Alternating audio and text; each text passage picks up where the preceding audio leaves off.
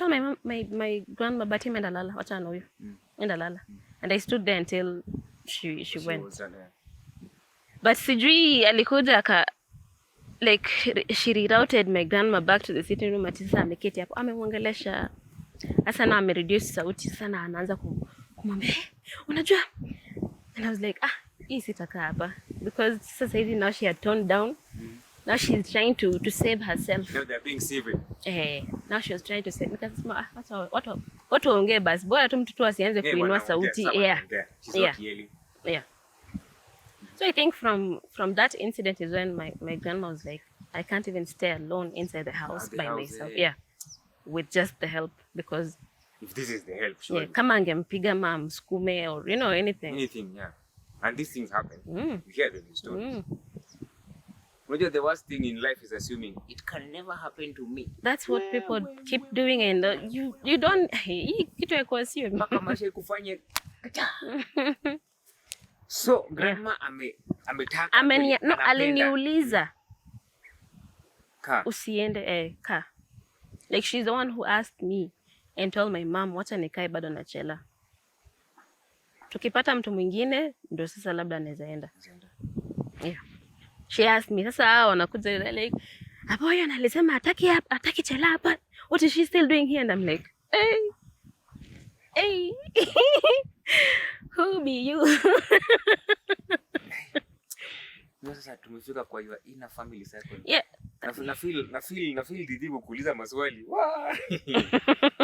You thought it's just the in-laws? Hey.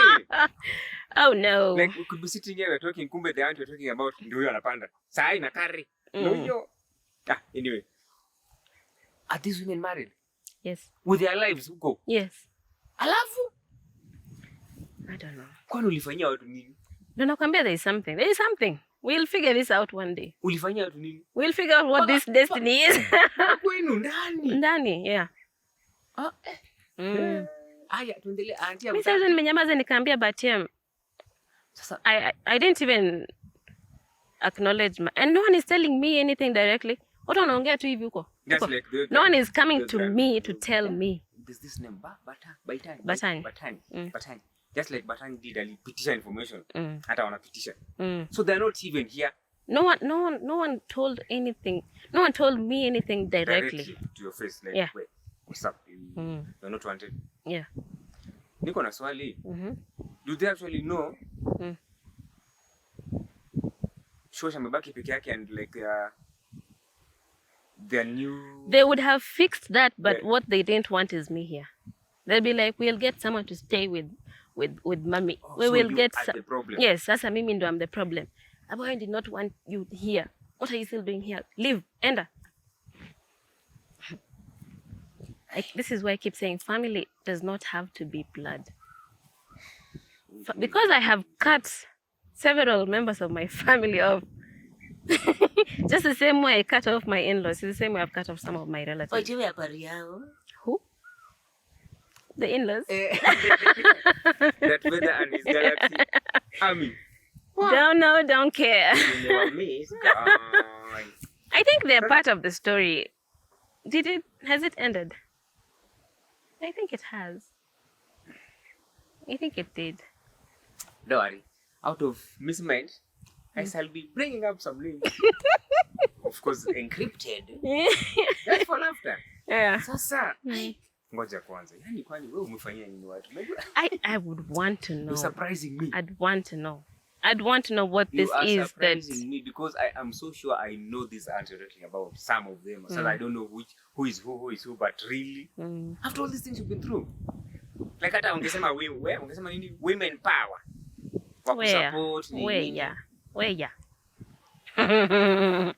Where? Haya, alafu kukaendaje sasa utakui?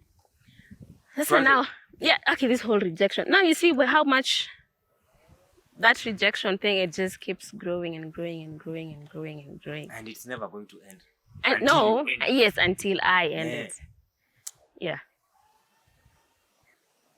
Because at that point, I had already noticed, I had already done that whole spiritual warfare thingy, but now I realized when I did the whole soul tie things, I didn't because now sasa siya they're not at a part of my immediate family.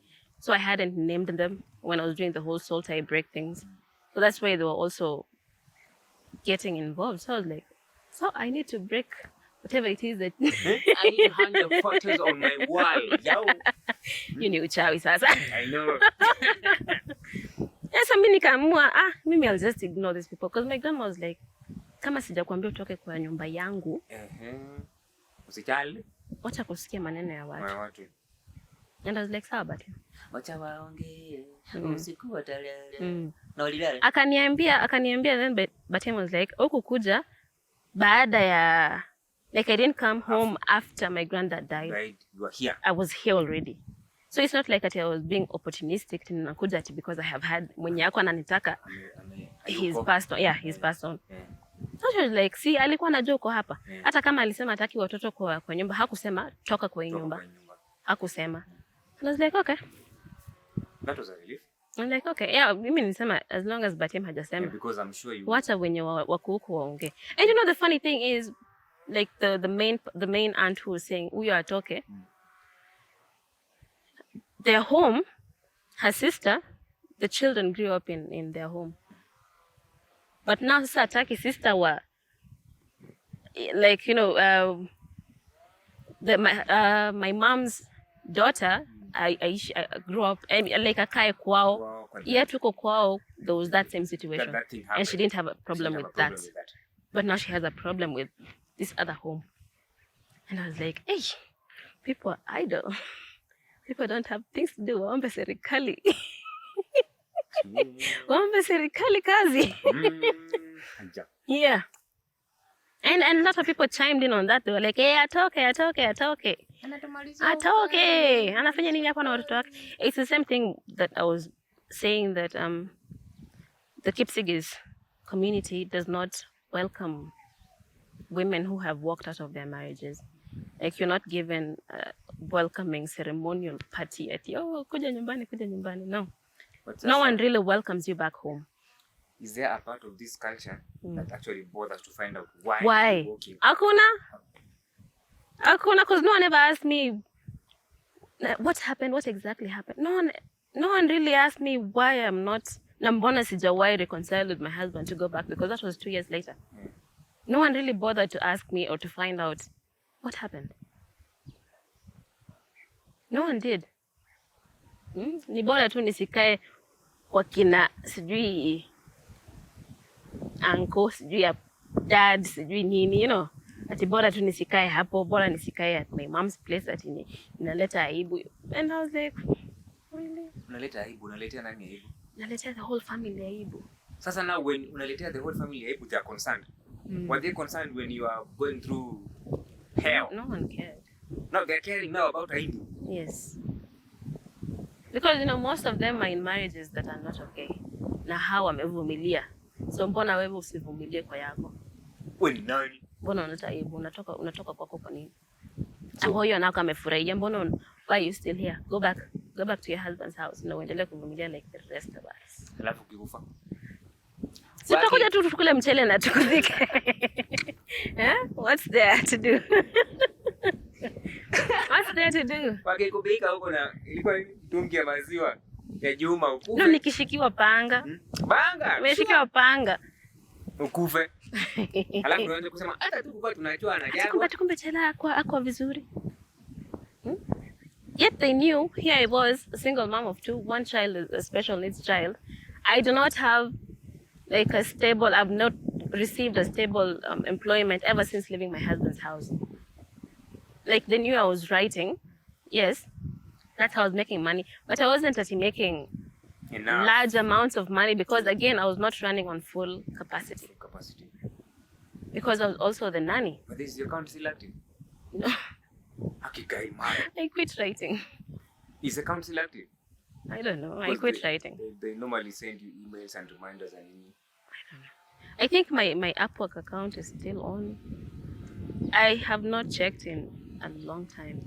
The only writing I do is the writing that I do on my blog. Yes, the attention went to the right place. Yes. Oh. Yes. That's the only writing I do. How badly does this thing escalate? Atoke. tell me what happens. That is whatever it is you can share. Turarue story. This is now Kumeendaje, nini imefanyika, watu wangapi wamefura, wamekasirika. How was this resolved? Because we are still here. It was not really resolved. Like watu walinyamazia tu. And then sasa mimi nimeendelea kukaa home. I'm home. Now that is also when I started like healing, because back home, some of all this other extra work that I had been carrying on my back, like the housework, even the cooking, you know, the kitchen, just housework. That was, yeah, that was lifted from my hands, because we have helps at home. So now that is when I started like relaxing. My mind started clearing up. Physically, yes. You actually sleep. Sleep, yes. I was an insomniac. Hata kuna nights that I didn't even used to sleep at all. At all. Like, imefika 6, I'm like, oh. You need help. You need help. And you woke up and you're still okay. Yeah. So I started relaxing more, like my mental health. I started healing. I thought I had been healing all this time, but now I started actually healing.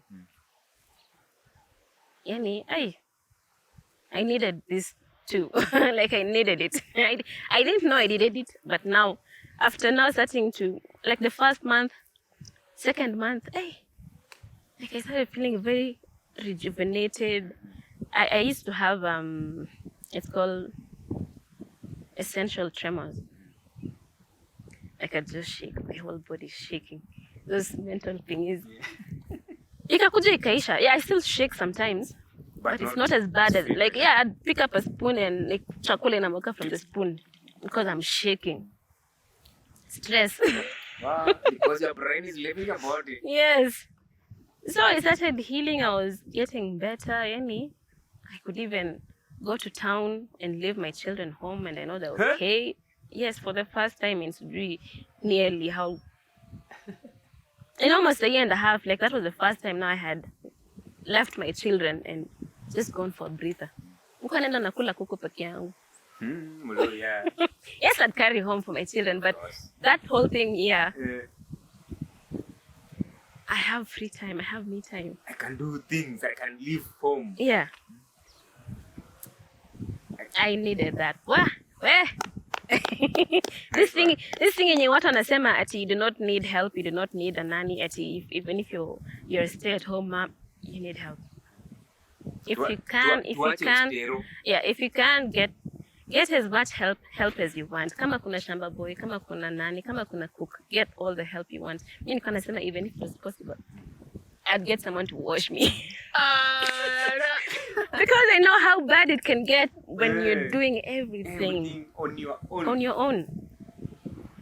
It's not a good look. Unajimaliza tu mwenyewe.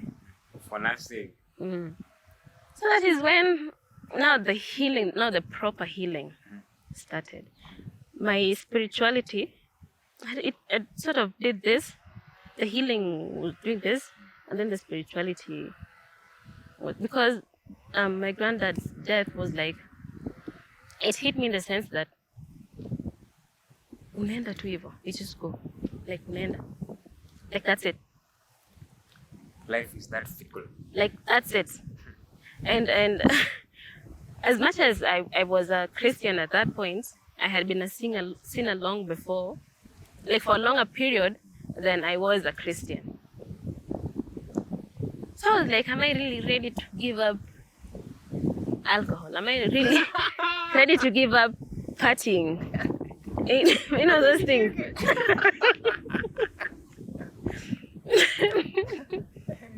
Yeah, because I was like, you you just go and that's it. That's it. Because being a Christian is kujinyima, you have to live right. That's how his death, that's how it affected me. I was like, because for him, let me say the magnitude of what you are asking is way bigger. Like, he had everything he could. Na kwenda na kitu yote. Exactly. That thing, yeah. I was like, any what life is fickle, unaenda tu hivyo. That's it. That's it. Like unawacha hii yote. Aje. That took a dip in my Christianity. I was like, Aki Mungu. Aki mbona, why is it so difficult to be to just remain a Christian and focus on just that path? I was like, whoa, help me because nasikia tu. Zinaniwasha. Yeah, well, things happened. But no, I'm still on the path though, because I'm like, I know how it's like to be on this side and how it's like to be on this side, and being on the Christianity path, there's some peace that comes with it. That you said ingine, because you deal with guilt. You're like, nilikuwa nimeacha hizi vitu, so ninafanya nini, like In a backslide. Yeah. So when was that? In August, September, October. Yeah, August, September, October.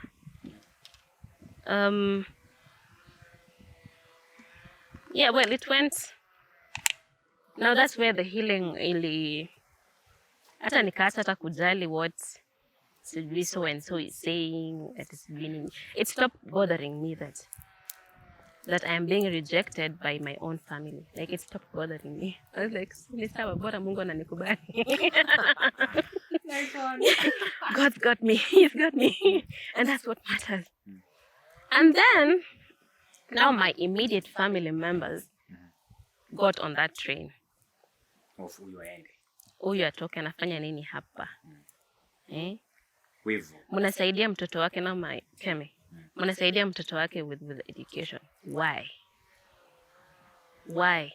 Sasa. Wewe mwenye naambia mnasaidia mtoto wake na education. Like, is this a situation whereby when you came in and started getting help, some other people affected negatively? No, because even them they're also getting help. And who was complaining? But they didn't want my child getting the help, even though their children were also getting the same help. Yeah, the same treatment. My grandma did a fair thing and decided all my grandkids. Yeah. And because in my mom's family, me and my siblings are not in school. So my grandma was like, but Chepkeme is in my house and she's in school. Why not? And people didn't like that. And then I was given office duties that I was undertaking. They didn't like that as well. They're like, tunataka Chela atoke kwa hii nyumba, uache kumulipa hiyo kazi yenye anafanya, uache kulipia Chepkeme. And I was like, no, Sasa you're getting help, they're complaining, the kids are already getting the same help. Yes. But now, this is what I want to highlight on. These people complaining are adults. Yes. Na makwao. Yes. Wewe uko hapa, you are a single parent. Like you need the help more. Yeah. I don't see that logic of that. I don't think we'll ever see it. But for some reason, they saw the logic. In you not getting help, and they're getting help. Yes. And they're still alive, they're there. I mean, they're in their kids' families. They're in their kids' lives. Adults. Then I'm an adult, yes, but they're adults. They're adults. They're adults. Yeah. Huh? What? My immediate. Kwani? And I was like, wow. What? If it's inalipwa ni milioni ngapi? What? I was like, what? Huh? Hawa hawaishi hapa? Na hawaishi hapa? Na nini inawawasha na ndima wako mbali? Ati atoke kwa nyumba, wache kulipia. Huyu aache kufanya hiyo kazi. I was like, wow. Really?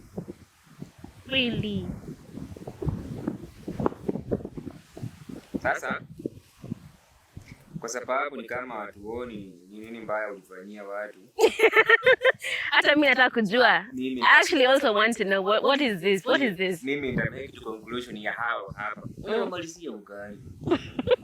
Normalizia ukali.